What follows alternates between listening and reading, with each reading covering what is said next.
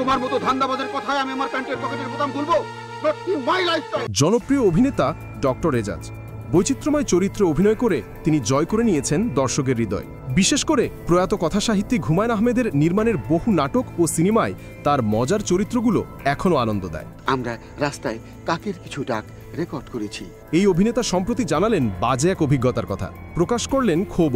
খাঁটি ঘি নামে একটি অনলাইন প্রতিষ্ঠানের বিজ্ঞাপনে যুক্ত থাকার পর ভোক্তা অধিদপ্তরের তলব এবং গ্রাহকদের প্রতারণার অভিযোগে হতাশ হয়েছেন তিনি। বিজয় ক্যাম্পেইনের প্রথম পুরস্কার একটি ব্র্যান্ড নিউ এক্সিও গাড়ি। শেষ পর্যন্ত স্পষ্ট জানিয়ে দিলেন জীবনে আর কখনো খাদ্যপণ্যের কোনো বিজ্ঞাপনে নিজেকে যুক্ত করবেন না।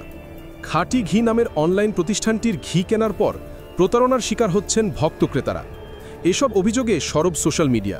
বিষয়টি নজরে আসতেই হতাশ হয়েছেন অভিনেতা নিজেও।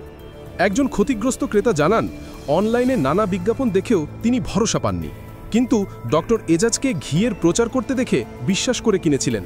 পরে পণ্যের মান নিম্নমানের হয় প্রতারণার শিকার হন। এমন অভিযোগ দ্রুত সামাজিক যোগাযোগ মাধ্যমেও ছড়িয়ে পড়ে। এই পরিস্থিতিতে ভোক্তা অধিদপ্তর ডেকে পাঠায় ডক্টর এজাজকে। তিনি জানান, বিজ্ঞাপন করার সময় তাকে BSTI Bangladesh standards and testing ইনস্টিটিউশনের অনুমোদন দেখানো হয়েছিল। সেটির ওপরই ভরসা করে তিনি বিজ্ঞাপনে অংশ নেন। কিন্তু এখন তাদের প্রতারণার বিষয়টি জেনে তিনি ক্ষুব্ধ।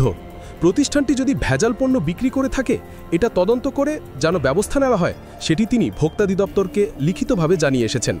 তার ভাষ্য, সব জায়গায় অসৎ মানুষের ভিড়।